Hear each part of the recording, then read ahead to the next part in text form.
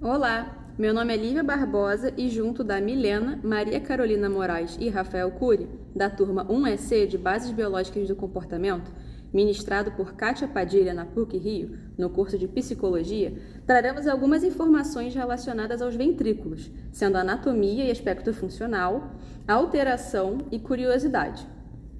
Trouxemos para vocês o corte transversal do encéfalo, em que a gente consegue ver o ventrículo lateral, são essas duas estruturas, o terceiro ventrículo e a continuação dos ventrículos laterais.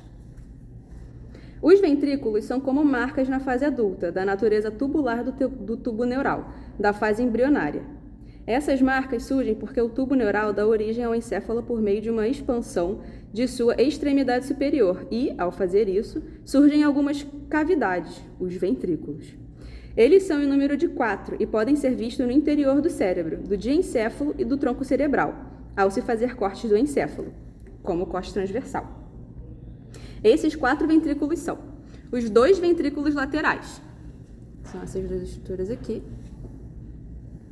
os 2 ventrículos laterais, que se situam próximo ao plano medial de cada hemisfério cerebral e estão separados um do outro por uma divisão fina, chamada septo pelúceo.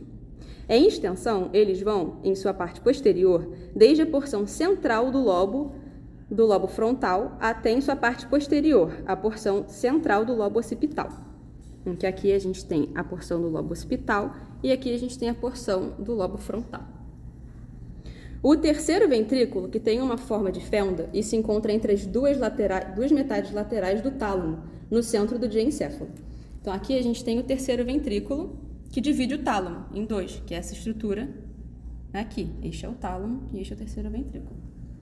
E o quarto ventrículo, que não pode ser visto no corte transversal, que está situado em sua porção posterior, próximo ao cerebelo, e em sua porção anterior, próxima à ponte ao bulbo.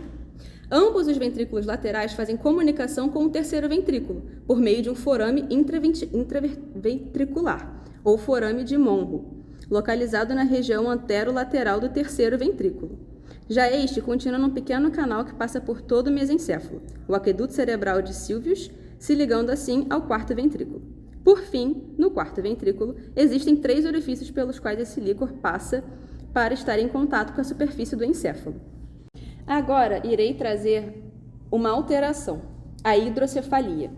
A hidrocefalia é uma condição que se caracteriza pelo acúmulo de líquido cefalorraquidiano nos ventrículos cerebrais, que são cavidades intercomunicantes localizadas em áreas do encéfalo, e no espaço subaracnoide entre as membranas aracnoide pia mater das meninges.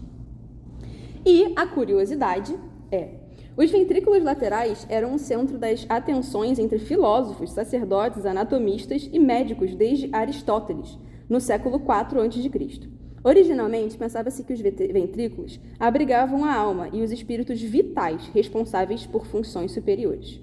Após a influência do cristianismo e da Renascença, os ventrículos foram conceituados como as 3 cavidades onde o senso comum, a imaginação criativa e a memória foram alocados individualmente.